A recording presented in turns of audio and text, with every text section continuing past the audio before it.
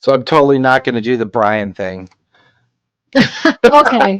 Totally don't do the Brian thing. Nah, that's his thing.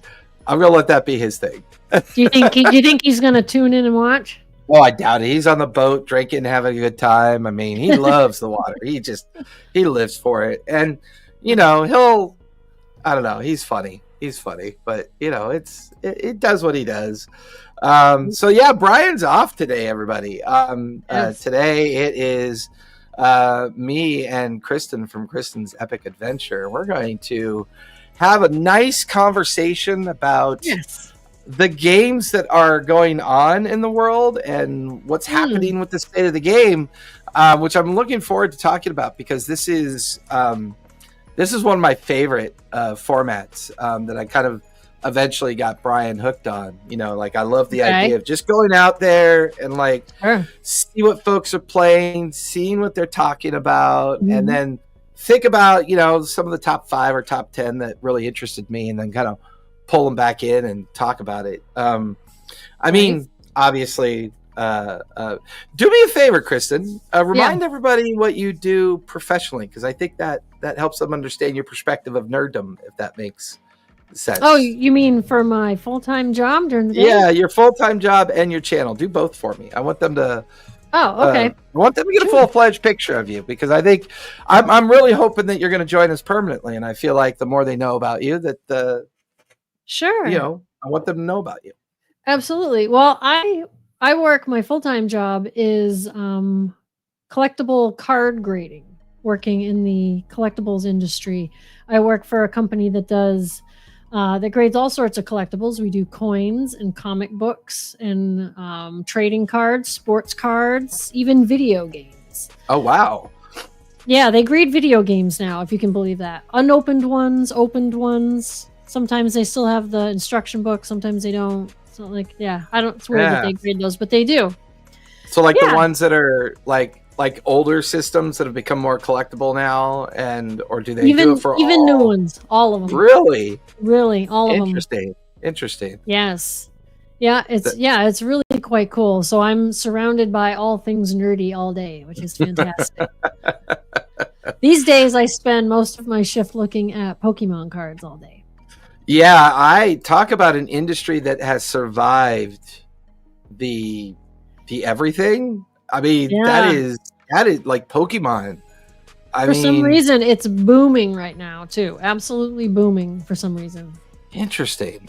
Booming in the sense that people are still playing it, or it's very highly regarded for collecting?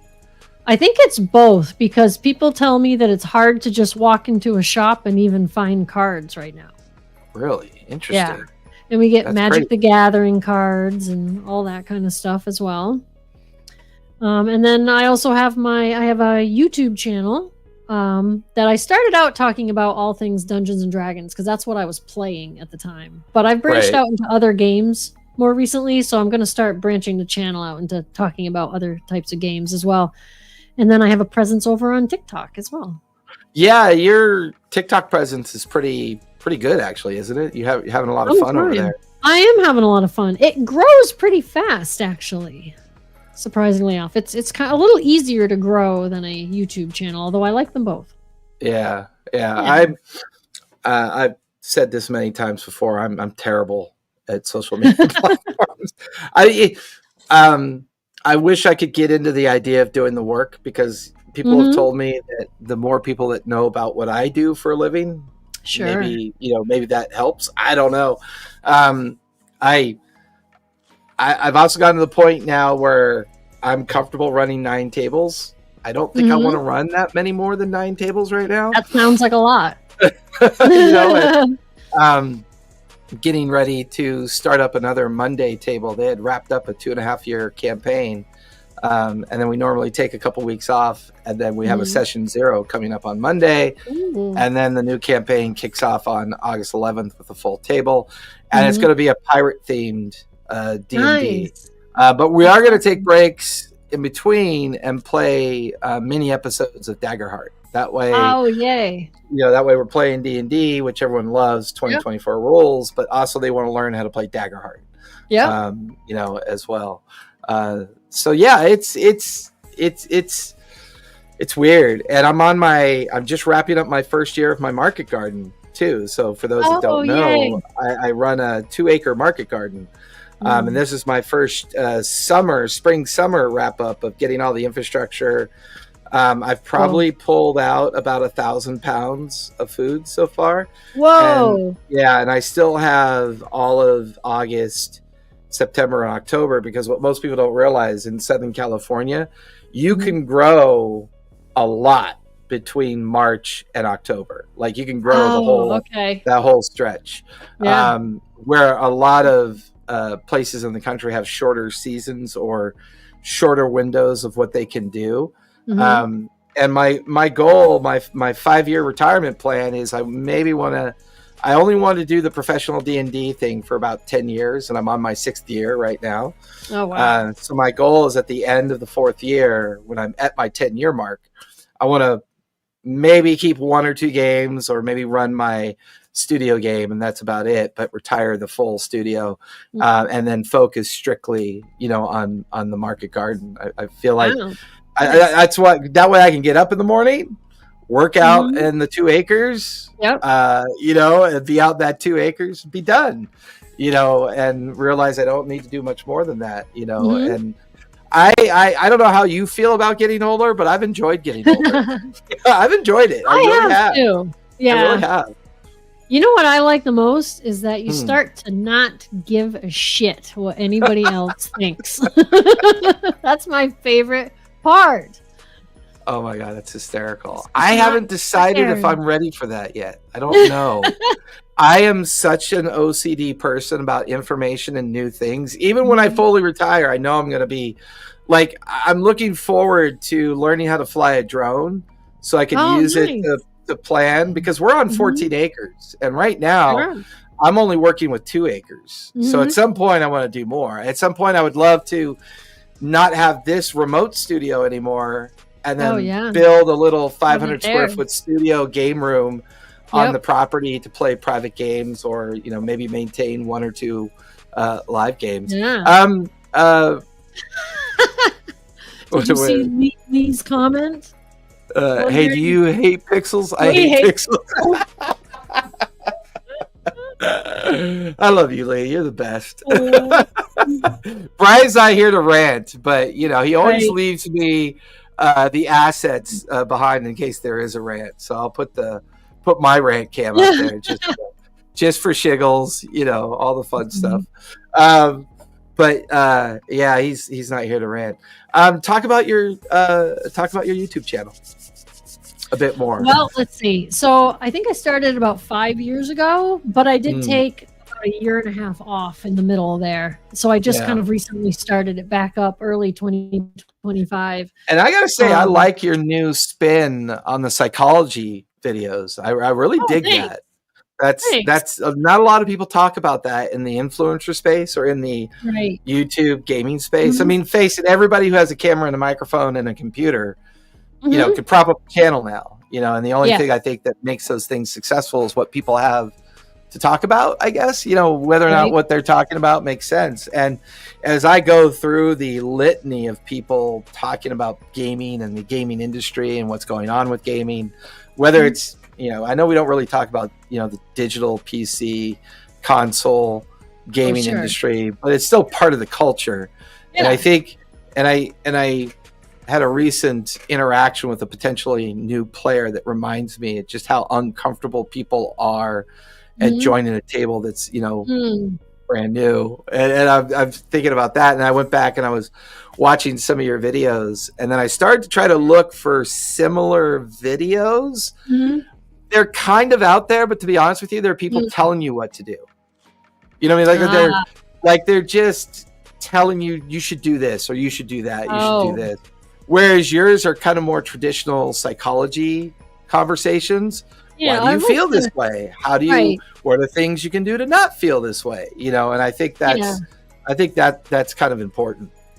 Yeah, I like to try to maybe recommend to people, you should figure out what it is you want, and then you should do that instead of, you should do this or do that. Because a lot of people, I think, don't take the time to think about those things. They're just, I want to find a table, I want to play a game, and then they'll find one, play, and then be like, oh, I didn't have a good experience and I don't understand why. Or that's maybe it just wasn't your crowd. Yeah, and I sometimes I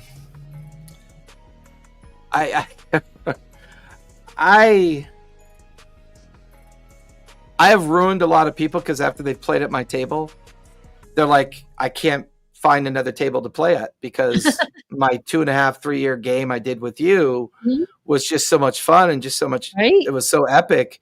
I and sometimes they do. Sometimes they find a table that they feel like that they can,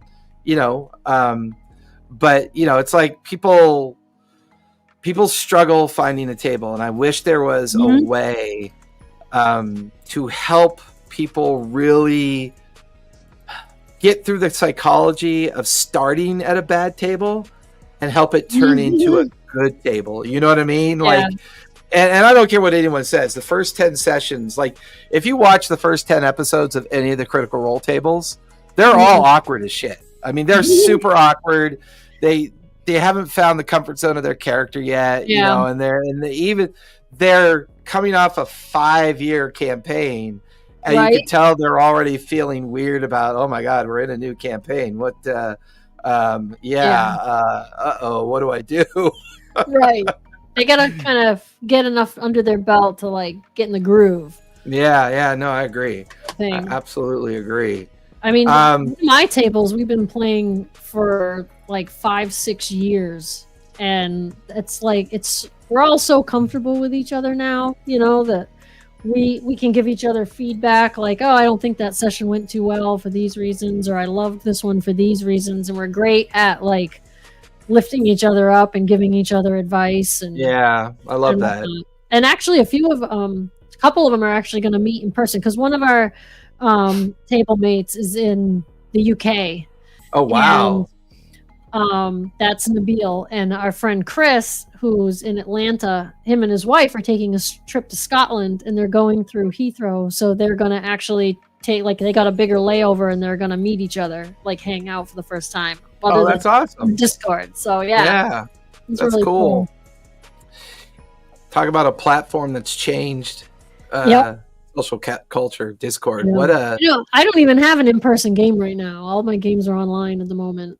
I have one in-person game. That's our Daggerheart game on Monday nights at 7:00. But that's weird. It's weird. I went back over to your channel. Where's the one the new one? So Shy Confidence Unlocked. I'm really sad that didn't get more views. I know that one didn't actually. And I'm looking at all your other ones. Play is important. I really love the upgrading your boring game. You know what I mean? It's like, and I think these 3 videos are hard for people to interpret and understand what they mean. And the reason why I think it's hard for them is because it comes very easy to people like us. Mm-hmm. And sometimes I've noticed that when I think I'm helping someone, I'm simply making them jealous. Without recognizing that I'm doing that. They look at my confidence. They look at what I do, and they look at how I speak, and I try to.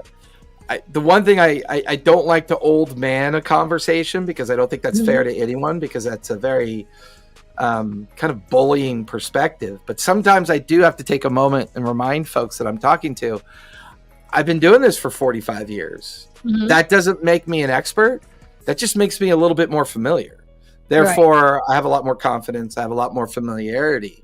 Right. Anyone can gain that confidence and gain that familiarity. So when I saw that Shy Confidence thing unlocked, I think anyone who's shy to play and who finds playing these games difficult should play Daggerheart. I really do. I agree. I actually ended up making that video because I had a commenter on another video ask me to make that. They're like, I always ask people, if you have any ideas, if there's something you want to see me cover. And someone said, can you make a video about how to not feel so shy to role play and whatnot? And one thing that I find that I think can help people a lot is if people are shy, I think one thing you can actually do is in playing a character, you can fake not being shy, because you can be a shy player, but you can play a character who's not shy. Right. You know what I mean? So it can kind of help you get over being shy little by little, because it's like, well, what would your character do if they weren't shy? And maybe they can, get a little more comfortable being like, well, my character would do this, and it's almost getting to like act it out in a safe environment until you can be a little less shy in real life. Yeah. I can remember being 8-9 years old playing the D&D game for the first time, and it's so interesting when you find your voice for the first time. And I'm reminded about how important finding your voice is, because my toddler is 3. Yeah, 54-year-old man with a 3-year-old toddler. I hear you. I hear it out there. I hear you. But he was a little verbally delayed. Because it turns out when all the women in the family just do what you want, why bother talking? And smart kid, he figured it out. All he's got to do is be cute and say 1 or 2 words, and everything was done for him. And so the speech therapist, interviewed us, and when he heard me talk about that, and Callista just looked at me like, don't you dare. And I'm like, well, they want to know the truth, and I'm going to tell them the truth. And she was like, yep, that's it. You guys have to tell him to go do stuff. Go get your clothes, go get your shoes, go get your socks, go do this, go do that, go to the bat, go do this, go do that. So at 1.5, 2 years old, he was verbally delayed. And then after 6 months of speech therapy, it's so interesting to see a toddler find their voice. Like when you find that voice, the confidence just becomes so staggering and so obvious when that voice is found. So it's I really enjoyed that video. I wish more people watch it. So if you're watching us or hearing us after the fact or live, head on over to Kristen's Epic Adventures on YouTube. Take a look at her videos, and more importantly, take a look at that one, because that one is a very insightful and very constructive way at looking at how to solve those challenges. Because when those challenges are solved, those tables tend to last a lot longer. They stay together longer. Their campaigns play longer. They have better relationships with each other. They have better relationships with the GM. They tend to have rotational GMs because they all feel confident in helping each other GM a table. True. We took this Monday off because one of our friends who's in the game injured himself. So he was kind of on pain meds and feeling loopy.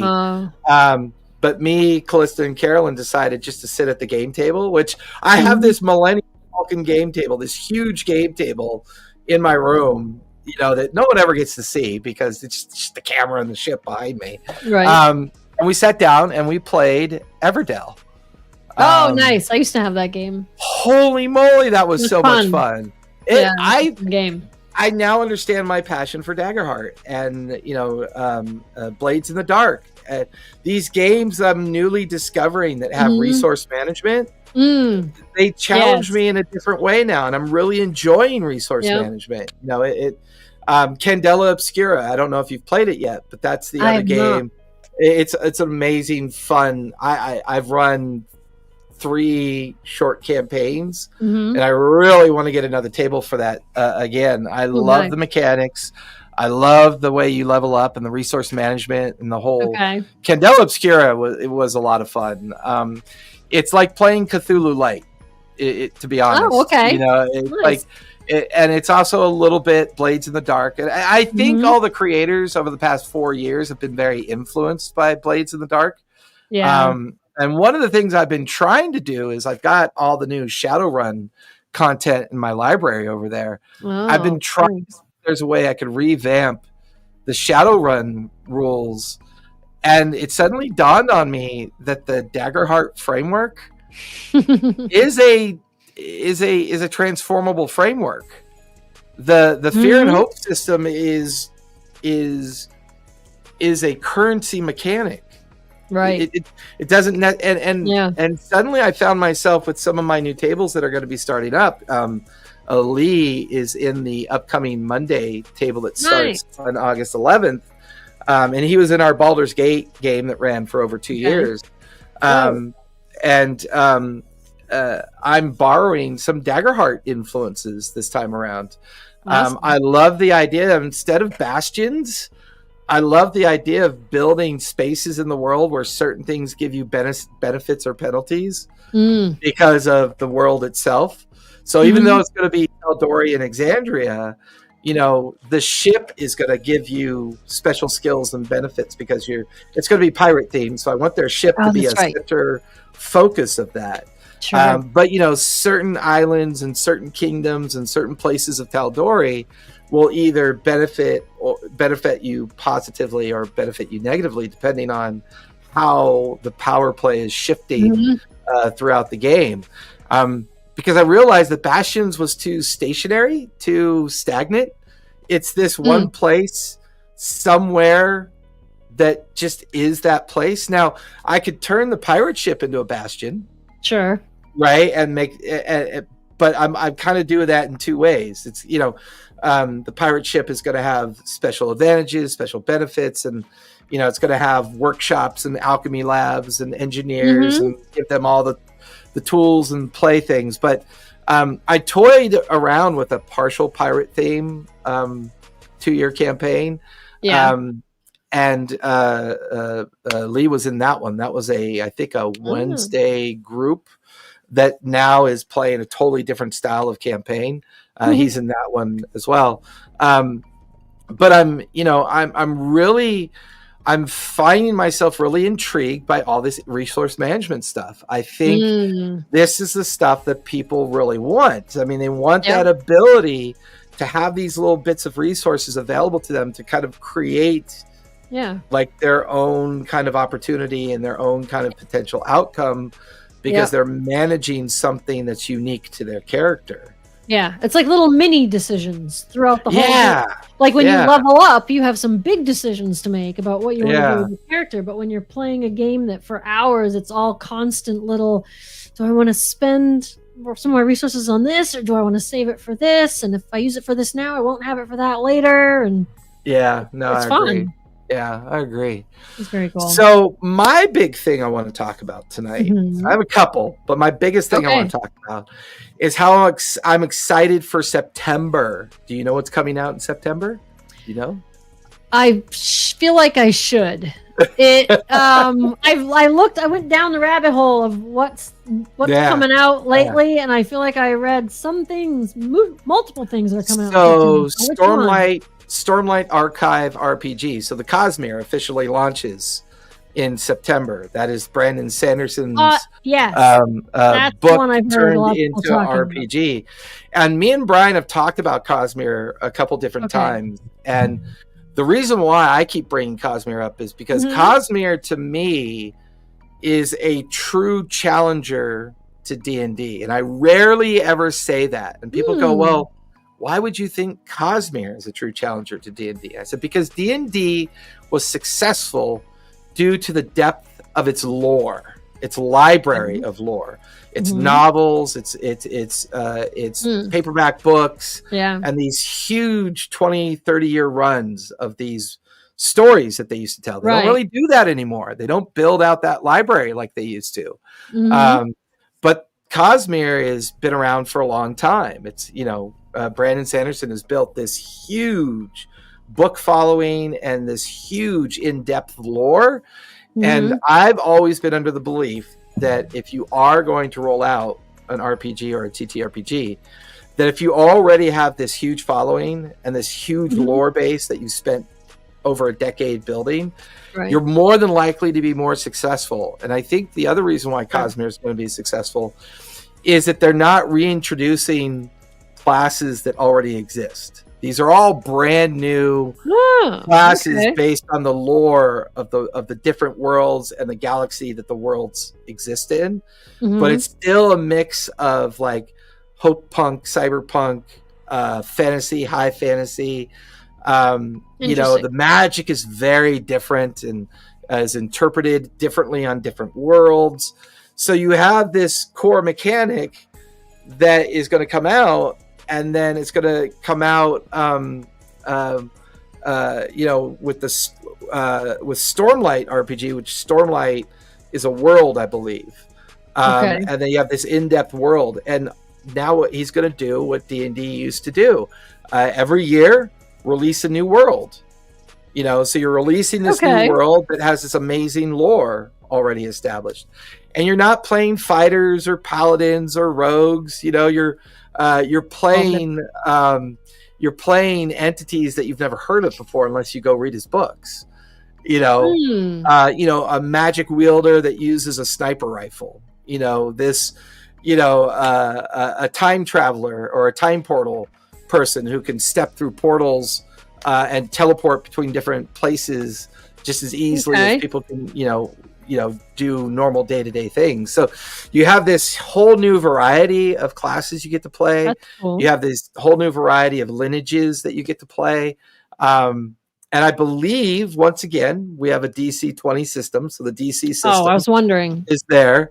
But I think he's using a 2D20 mechanic. Okay. But I haven't done my due diligence. So I'm waiting for it to come out in September. Yeah. And I want to read it front to back. And I'm just so excited for it to come out. Are you going to add some of these tables to your... I might, if I have space. Yeah. I know my Daggerheart campaign, which we've loosely based on Gamma World, is going to be short run. It's only going to run for maybe 2 or 3 months. Then we'll be off for the fall winter holidays. Then we'll come back after the holidays and pick up a new game, whether it's going to be D&D, Cosmere, Daggerheart, or whatever we want to play. There's so many to choose from. Yeah, there are so many to choose from, for sure. So, I was going down the rabbit hole as well, and I came across the release date of Cosmere, and it felt like I was just talking about Cosmere, but I realized I talked about Cosmere almost a year ago. Wow. And here it's finally releasing in September. Wow, that's cool. I will admit, I have not heard... going down this rabbit hole, I was like, oh, sure, what's this Cosmere thing? But I've heard of the author's name, but I have not read any of his books. I'm not familiar with any of the world at all, but it sounds so like what have you discovered down your rabbit hole? Down my rabbit hole, I discovered a lot of things. There's a new D&D starter set coming out in September as well. Heroes of the Borderlands. Yes. Talk about this is interesting because they're talking about it. Now, I've heard other people compare it to like a TTRPG board game hybrid, but then I've heard other people say, no, it's not that at all. So, I don't know. It seems like they're adding in things kind of like Daggerheart did, where they're adding cards and tokens. And it's supposed to come with a lot more stuff in the box, but it's also almost like they're gonna try their first hand at resource management. Maybe, I don't know. I guess, and they're doubling the price because a lot more comes with it. So it's going to be like a $50 starter set now, which a lot of starter sets are. But the D&D one was always like, hey, $19.99. Yeah. But they also say, though, that this box is going to have enough stuff to keep you busy for 40 to 60 hours of gameplay, whereas the old starter sets were like 10, 15 hours worth of gameplay. Right. Which if you're sitting down in a 3-hour session, that's maybe 5 sessions. Right. So for once, the starter set's coming out that could easily keep you busy for 6 months. Right. Which is different for them. Normally, they tend to make it a little bit, more short-sighted. Oh, look, there he is. He's actually watching us. And he gave us his familiar, yo. Well, he's a pirate. He's on a ship right now, right? He's technically a pirate, yeah. Right, he was supposed to put yo-ho-ho in a bottle of rum. Maybe he's already in. Is the rum all gone, Brian? The rum is probably all gone. That's probably why he showed up, yeah. The rum, it's always sad when the rum disappears. Absolutely. And there's also supposed to be a new, I'm not sure when though, but a new edition of Starfinder coming out, which I've also never played. That's Piazzo. Yeah, Piazzo. Yeah, because they have Pathfinder and Starfinder, and they already did the new 2E of Pathfinder. Well, now they're doing the new 2E of Starfinder, apparently. What'd you think of the 2E of Pathfinder? I haven't really ever looked into it. I have not either. Yeah, my eldest son switched from D&D to Pathfinder.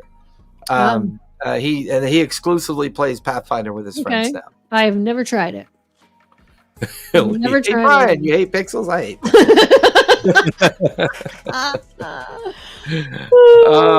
Too That's funny. so funny. But yeah, so Heroes of the Borderlands is actually I'm suspecting it is a subtle reboot Mhm. of the original starter set, which was the Borderlands. That's what I've heard.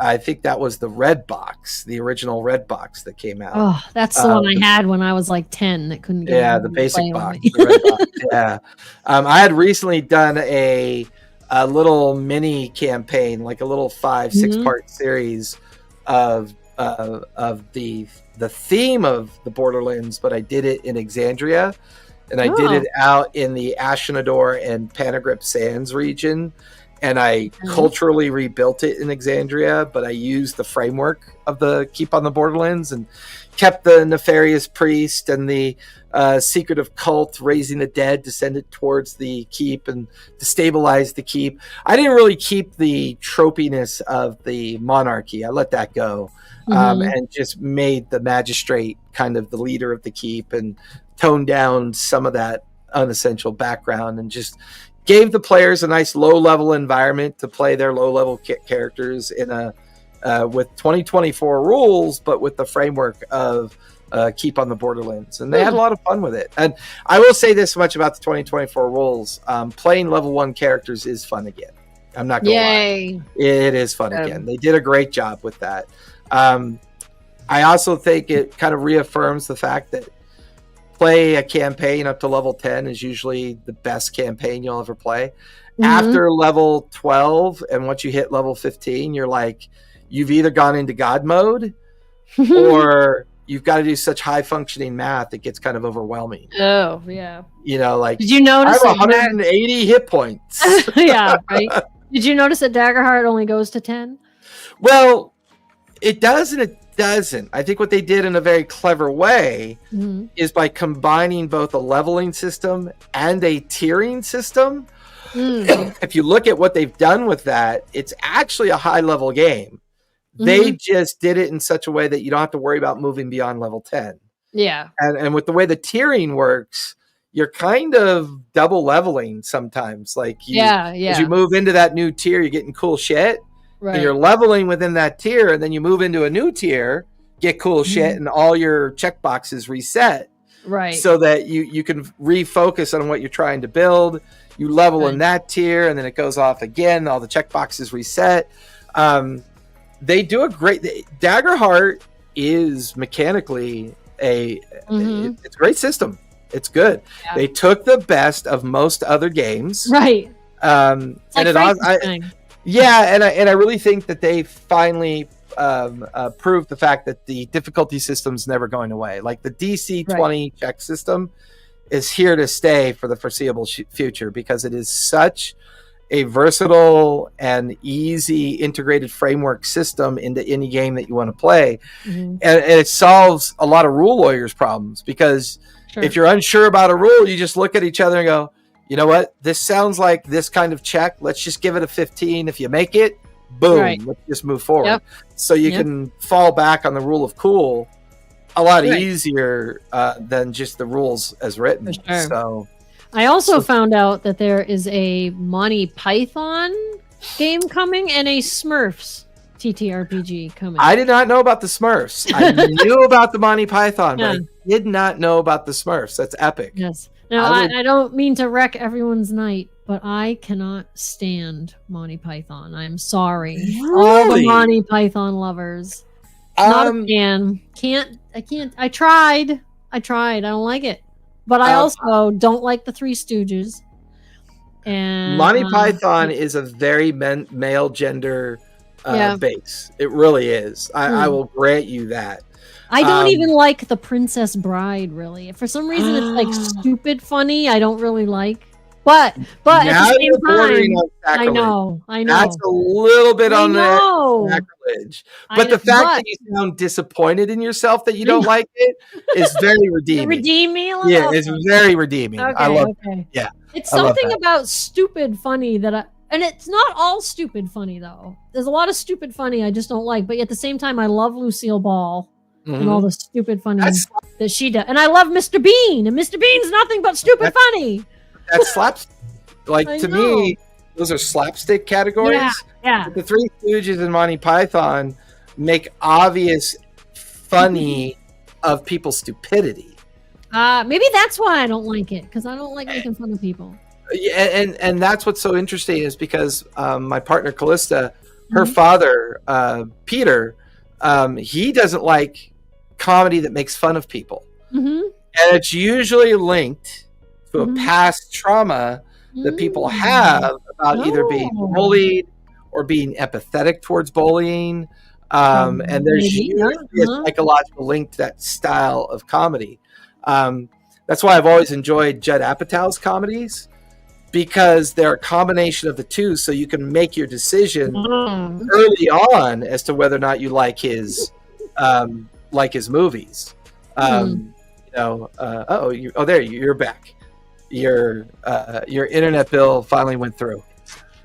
Me? Yeah, you froze. Oh, I hope it was in a good position.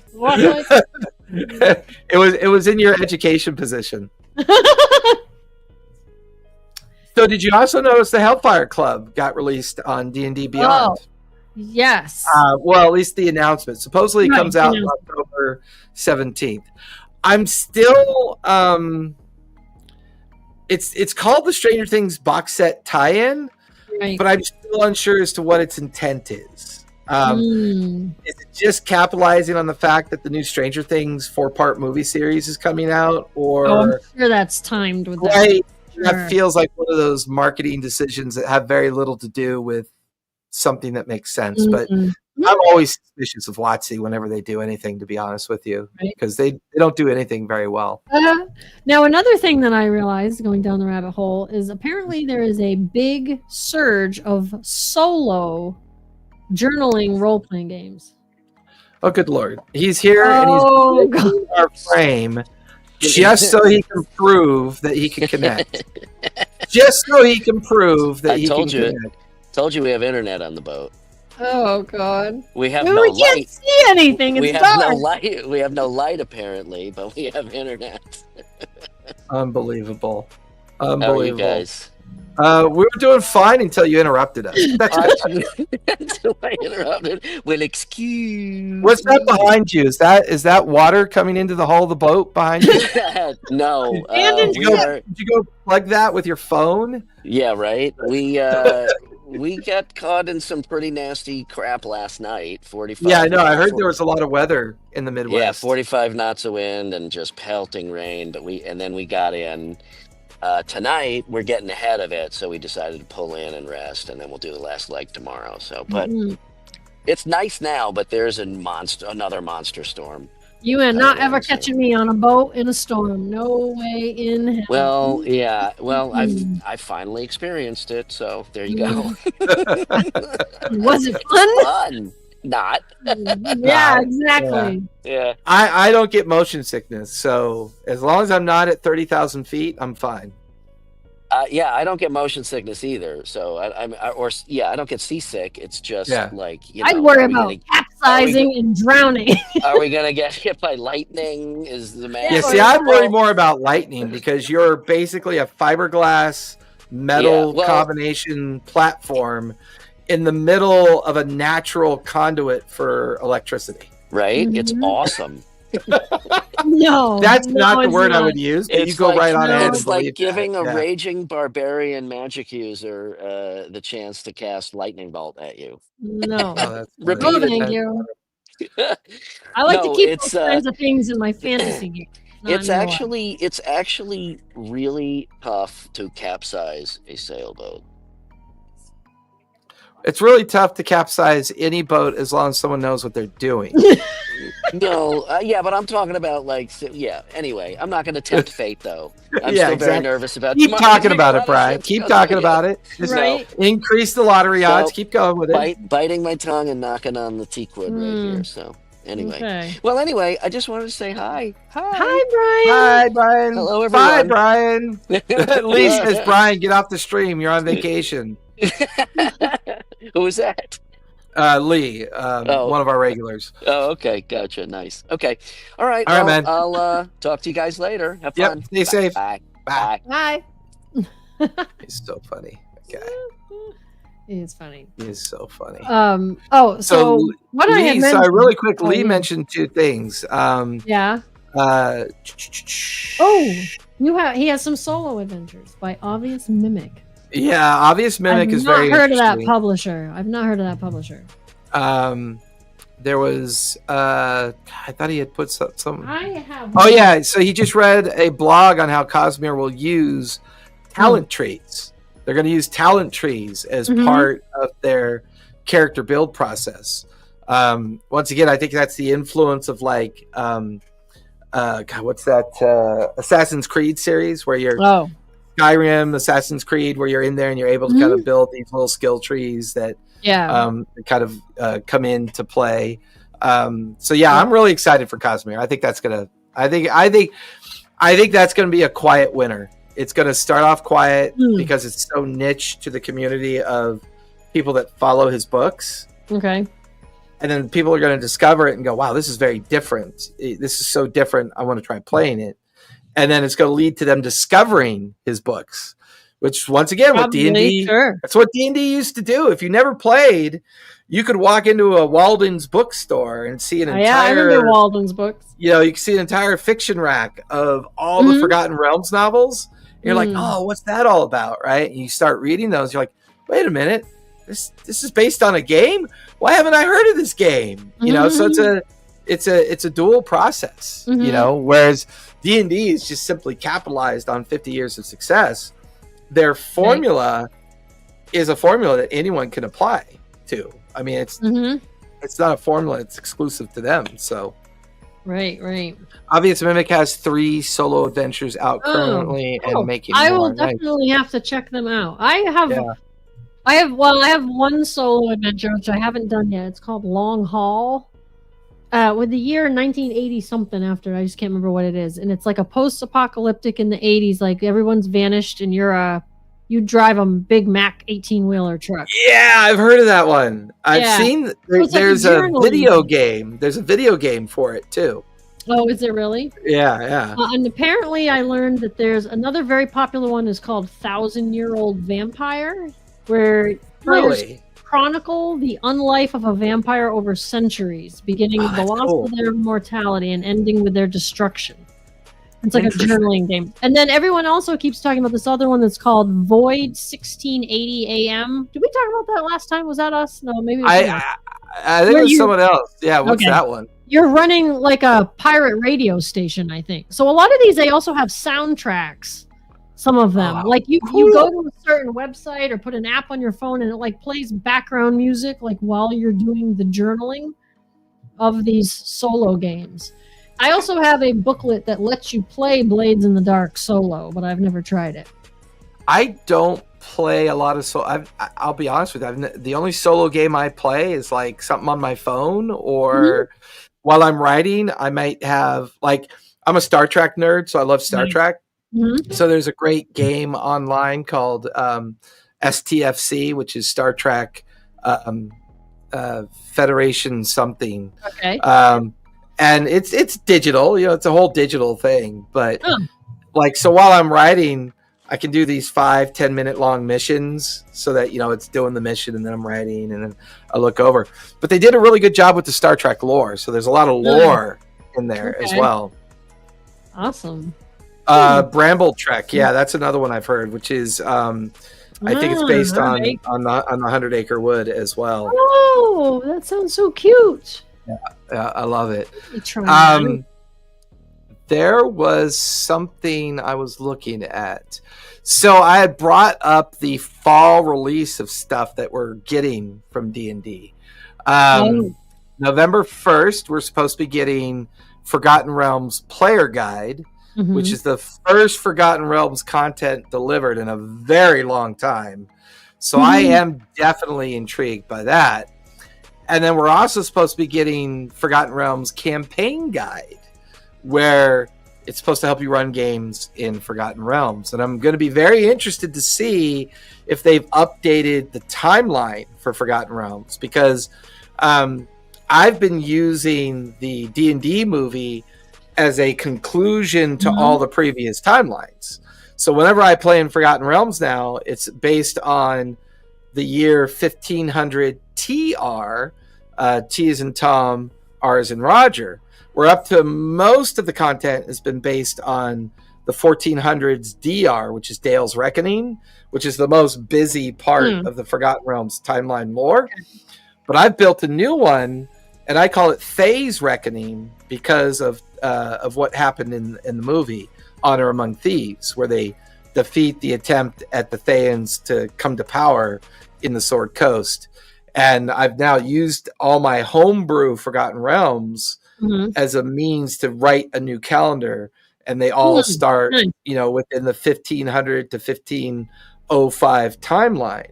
Once again, another reason why Forgotten Realms and D&D are so popular together is because you have this deep lore. You have this rich, deep lore that's been around for 30 plus years, 25 years, that were tied into books and library. And that's why I feel like, I really feel like Cosmere is a sleeping giant, because it's tapped in to what D&D's success was so well tapped into. They don't do it anymore, at least not as much. You want to hear something really crazy? Is that, funny enough, I'm not a huge lore person. Like, I can take a little bit of lore, but if you try to overwhelm me with too much lore, I'm just like, what? I don't care. It's just too much. Like, I'm mostly interested in like what the characters are doing around the table right now, and you can give me a little bit of lore, but you can't really give me too much, or I'll just kind of like zone out. And then when they bring it back up, I'm like, what? Was I supposed to remember that?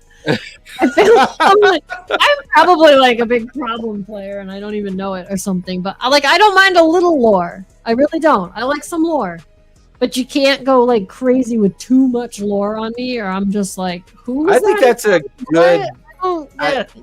Like, have you ever heard the term lore sessions? Like lore drop sessions? Yeah. I try to keep those to a minimum as much as possible. But lore drop sessions don't need to be these huge academy style kind of intense informational, releases. You got to give it to me in little bites if you want me to remember it. In my Tuesday campaign, which is 3:30 to 6:30, the Tuesday campaign is called The Shattered Spiral. And because of the way that the players put their characters together, this was one of those campaigns where they finished their backstory before we started playing the game. That way their backstories are set in stone. They have all these cool people in their backstory and all this stuff that's already happened. And it created this really rich environment for me to reach into and put together a fun story. So because we're not worried about the end of the world, and we're not worried about the concept of a big bad, I'm writing these little kind of mini anthologies, and they're discovering the story through the interaction with the city. And it's a mega city, but it's designed as high fantasy, right? So I took the idea of the Judge Dredd mega city, and I created this city called the Shadow Spiral that is a 20-mile tall city.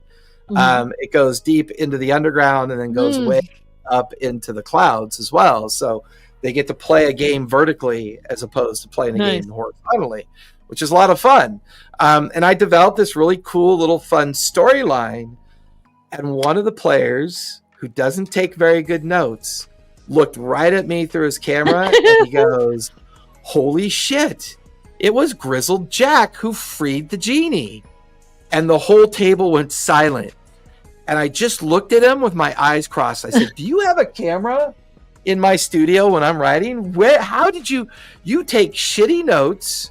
There's no way." He's like, "I don't know. You just did that little 10-minute lore about why this particular genie who leads a criminal syndicate keeps their lamp on display." And obviously, if the lamp is not two and two together. Yeah, he's like, "Oh yeah, the smuggler Grizzled Jack." And what's funny is the smuggler Grizzled Jack died and now haunts the guild house that the players play in.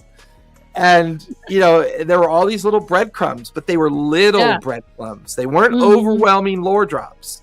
They were designed to hint and to poke and to just give people little bits of insight on things that are going on around them. And then you could choose to interpret it or not. So I would agree with you. Major lore drops can be overwhelming. They definitely can. And I do try to avoid it. Did you see July 15th, there was an announcement, the 2026 live tour dates, Echoes of Exandria. Critical Role goes on tour, which I think is, I think they're going to play both games. I think they're going to play Daggerheart in short periods of time for short campaigns. And I think they're going to change it up a little bit. They'll run Daggerheart for a few months, and then they'll run D&D for a few months, and then run Daggerheart again. I think they're going to kind of prove to people that you can run multiple games. You can run different styles of games, and I think that'll be helpful for people that think that you can't do that. And I mean, a lot of us do. We've talked about how we have this game going on and this game going on, and we're playing different systems and whatnot. Another thing that I thought was so interesting is this was like never a thing to watch other people play D&D. Before. And then first we all started watching other people play D&D online. And then I went to my first Gen Con, I went to see Critical Role, and they were in a beautiful theater that wasn't too far from from the convention center. I don't know how many people it held, but they're getting bigger and bigger and bigger. Like Dimension 20 is playing Madison Square Garden and selling out shows. And like Critical Role went and did Wembley and sold it out. So now you're talking about stadiums, the size of places that they have like sporting events and concerts in. People are going to watch other people play role-playing games because they're so invested in them. It's just bonkers to me. It's crazy. I'm not overly surprised at how well that's done, because I think there comes a point when a certain portion of societal culture they become starved for interaction, and they become starved for validation. I agree. Being different, being not like other folk, suffering from neurodivergency, suffering from other either minor or major mental illnesses that keep you kind of in a place of isolation and being alone, and finding communities that embrace those folks that feel that way becomes very validating, and it becomes very and I think the one thing that Dimension 20, Critical Role, and a couple others do very well is they're very performative without being without being fake performative, if that makes sense. Like a lot of these solo YouTubers, like, no offense to Bob the Builder, but his kind of sedated approach to explaining the game is that type of performative kind of.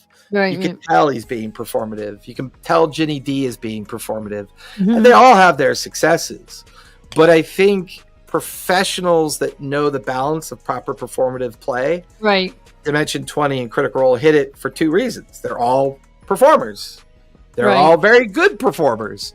And they all have an equal passion for the game. And if you take the passion and the performance and combine them the way that you can, you create a level of entertainment that people are going to appreciate. And it's like we're literally watching somebody's home game, and they're just, their jobs make them really good at the role playing part. And you know, I'm not gonna lie. I mean, to me, like, I'm not a big Brennan fan of his style. I find him to be entirely too. He spends too much time talking at the table. He talks a lot at the table. I don't like to talk a lot at the table. I haven't watched much of him, actually. I enjoy this, and I talk a lot when we do this. But when I run a table, I'm only speaking about 25 to 30% of the time. Right. The rest of the time, the players are having the fun and doing all the creativity, because I need that resource. I need to draw from that well. I need to watch what they're doing, see their creativity, make notes, draw from that well. And that's what Matt does. Matt's not an excellent GM because of his voices, because he already does great voices as a profession. That doesn't make you a good GM. What makes him a good GM is he's surrounded by excellent players. Yeah, he sits back and lets the role play happen. If you do an analytic of his performance time within the game, he's only performing in non-combat encounters. He's only really working about 15% of the time. The rest of the time is all the characters and players having their moment and doing what they do. So for me, that's always been the style that I gravitated towards when I was younger, because I began to realize that the skill of watching people play is a skill you have to learn. It's an actual skill, and that's what makes GMs really good, is that watching people play for hours and not saying anything is that same corporate skill I used to have, which I'd be the only one in a big meeting of like 12 corporate managers, and I would be the only one not talking. I'd be the only one that would listen until the very end of the meeting. Right. And that made people very uncomfortable. They didn't like that. But in the game master space, they love it because they get all the creativity and the attention. So I'm not really shocked at the growth of it. I'm not really that shocked. I think there's a place that people want to be in. They want to watch these magical worlds unfold, and they're sick of Marvel. They're sick of Batman and Superman. They're sick of the hero trope, and they're sick of the superhero trope. And there's always going to be popular Star Wars. There's always going to be popular Star Trek. But there's something unique about watching Sam Riegel come out in a gold lame bodysuit, and feel comfortable playing for 4 hours in it. Right. I mean, that's dedication to your art. And he is by far the funniest person. Oh, he's hilarious. He's hysterical. I know. Absolute. The hobby is certainly growing by leaps and bounds. So this is another statistic that I found going down the rabbit hole, that right now the current TTRPG market is about $1.5 billion. Right? In the next 10 years, so we're talking out to 2035, they expect it's going to grow up to $5.25 billion is the market growth projection. Wow. For the hobby, for the industry.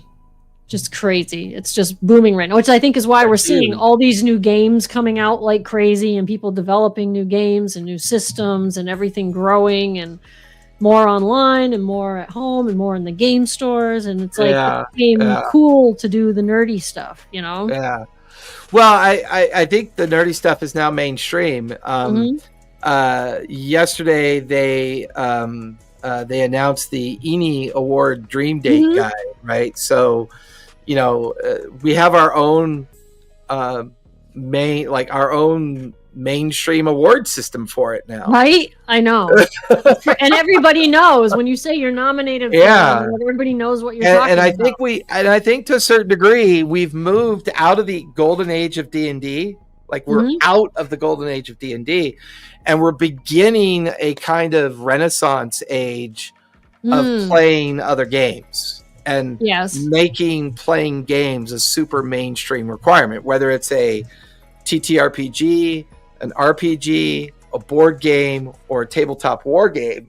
I was watching the summary of the Historicon convention back east, which is huge back east, and even they noticed a younger crowd showing up to start playing historical tabletop games.